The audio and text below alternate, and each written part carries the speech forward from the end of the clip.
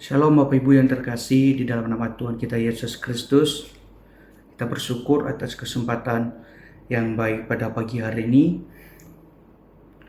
Mari saya mengajak setiap kita untuk membaca bagian firman Tuhan di dalam 1 Raja-Raja pasal 6 ayat 1 sampai 38. Saya akan bacakan bagi setiap kita. Salomo mendirikan bait suci. Dan terjadilah pada tahun ke-480 sesudah orang Israel keluar dari tanah Mesir.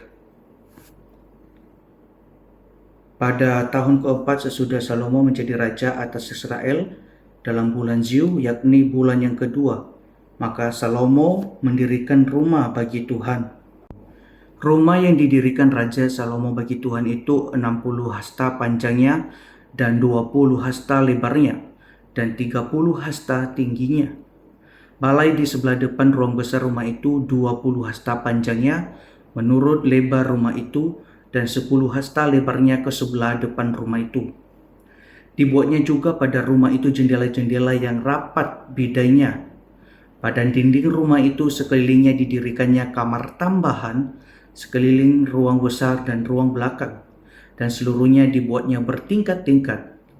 Tingkat bawah 5 hasta lebarnya, yang tengah 6 hasta, dan yang ketiga 7 hasta, sebab telah dibuatnya cerak-ceruk pada rumah itu sekeliling sebelah luar, sehingga dinding rumah itu tidak usah dilubangi. Pada waktu rumah itu didirikan, dipakailah batu-batu yang telah disiapkan di penggalian, sehingga tidak ada kedengaran palu atau kapak atau sesuatu bergegas besi pun selama pembangunan rumah itu. Pintu tingkat bawah ada pada lambung kanan rumah itu, dan orang naik dengan tangga-tangga pilin ke tingkat tengah, dan dari tingkat tengah ke tingkat yang ketiga. Setelah ia selesai mendirikan rumah itu, dibuatnya lah langit-langit rumah itu dari bingkai dan pemapan dari kayu aras. Dan setelah ia mendirikan kamar tambahan itu pada rumah itu sekeliling, yakni setiap tingkat 5 hasta tingginya, maka rumah itu ditutupinya dengan kayu aras. Kemudian datanglah firman Tuhan kepada Salomo demikian, mengenai rumah yang sedang kau dirikan ini, jika engkau hidup menurut segala ketetapanku dan melakukan segala peraturanku dan tetap mengikuti segala perintahku dan tidak menyimpang daripadanya, maka aku akan menepati janjiku padamu yang telah kufirmankan kepada Daud ayahmu, yakni bahwa aku akan diam di tengah-tengah orang Israel dan tidak hendak meninggalkan umatku Israel. Setelah Salomo selesai mendirikan rumah itu, ia melapisi dinding rumah itu dari dalam dengan papan kayu aras. Dari lantai sampai ke balok langit-langit dilapisinya dengan kayu aras, tetapi lantai rumah itu dilapisinya dengan papan kayu sanobar. Kemudian disekatnya lah 20 hasta bagian belakang rumah itu dengan papan kayu aras, dari lantai sampai ke balok-balok. Lalu dibuatnya lah ruang itu menjadi ruang belakang, menjadi tempat maha kudus. Dan 40 hasta panjangnya ruang yang di depan ruang belakang itu, yakni ruang besar. Kayu aras sebelah dalam rumah itu berukirkan buah labu dan bunga mengembang. Semuanya ditutupi kayu aras, tidak ada batu kelihatan. Demikianlah dilengkapinya ruang belakang di dalam rumah itu di sebelah dalam sekali, supaya di sana ditaruh tabut perjanjian Tuhan. Ruang belakang itu 20 hasta panjangnya dan 20 hasta lebarnya dan 20 hasta tingginya. Ia melapisinya dengan emas kertas, lalu ia membuat mezbah dari kayu aras di depannya. Sesudah Salomo melapisi rumah itu dari dalam dengan emas kertas, direntangkannya lah tabir pada rantai-rantai emas di depan ruang belakang itu. Lalu ruang itu dilapisinya dengan emas.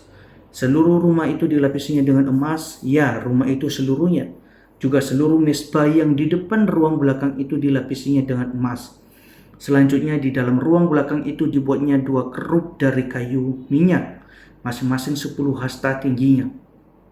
Sayap yang satu dari kerub itu 5 hasta panjangnya dan sayap yang lain juga 5 hasta. Sehingga dari ujung sayap yang satu sampai ke ujung sayap yang lain 10 hasta panjangnya. Juga kerub yang kedua adalah 10 hasta panjangnya, dan kedua kerub itu sama ukuran dan sama potongan badannya. Tinggi kerub yang satu 10 hasta dan demikian juga kerub yang kedua. Maka ditarunyalah kerup-kerup itu di tengah-tengah ruang yang di sebelah dalam sekali. Kerup-kerup itu mengembangkan sayapnya sehingga kerup yang satu menyentuh dinding dengan sayapnya dan kerup yang kedua menyentuh dinding yang lain. Sedang sayap-sayap yang arah ke tengah rumah itu bersentuhan ujungnya. Dan kerup-kerup itu dilapisinya dengan emas, dan pada segala dinding rumah itu berkeliling ia mengukir gambar kerup, pohon korma dan bunga mengembang, baik di ruang sebelah dalam maupun di ruang sebelah luar. Juga lantai rumah itu dilapisi dengan emas, baik di ruang sebelah dalam maupun di ruang sebelah luar. Sebagai pintu masuk ke ruang belakang dibuatnyalah pintu dari kayu minyak, ambang dan tiangnya merupakan segi 5. Pada kedua daun pintu dari kayu minyak itu ia mengukir gambar kerup, pohon kurma dan bunga mengembang. Kemudian dilapisinya dengan emas juga pada kerup, dan pada pohon kurma itu disalurkannya emas. Demikian juga untuk pintu ruang ke ruang besar itu dibuatnya tiang-tiang dari kayu minyak yang merupakan segi 4, dan 2 pintu dari kayu sanobar. Kedua papan pintu dari pintu yang satu dapat dilipat, dan demikian juga kedua papan pintu yang lain. Lalu diukirnyalah padanya kerup, pohon korma dan bunga mengembang. Kemudian dilapisinya pintu itu dengan emas pipi pada gambar ukiran itu. Ia mendirikan tembok pelantaran dari 3 jajar batu pahat dan dari 1 jajar balok kayu aras. Dalam tahun yang keempat, dalam bulan Ziu, diletakkannya lah dasar rumah itu.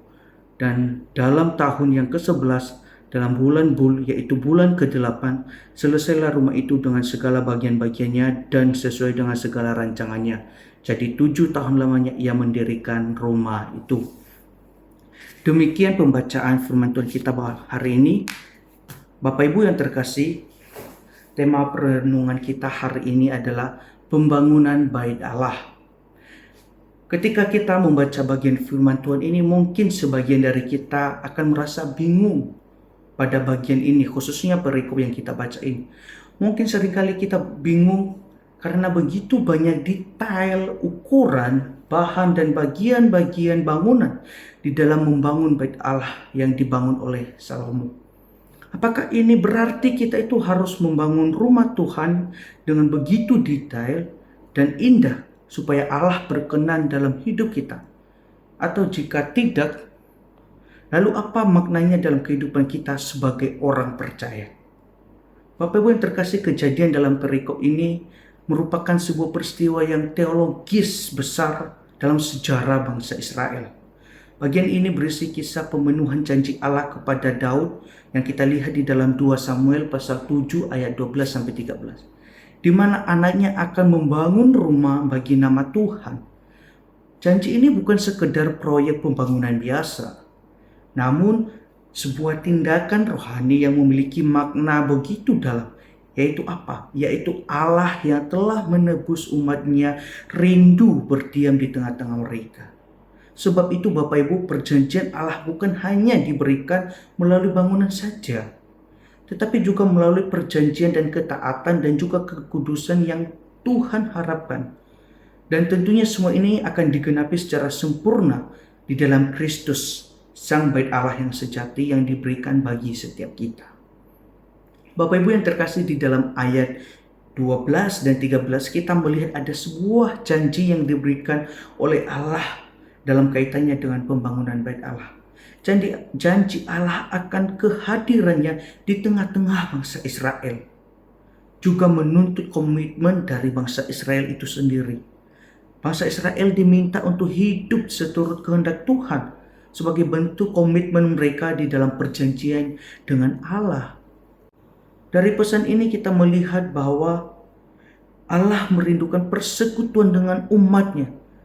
Tetapi hal itu harus terjadi dalam kerangka ketaatan perjanjian.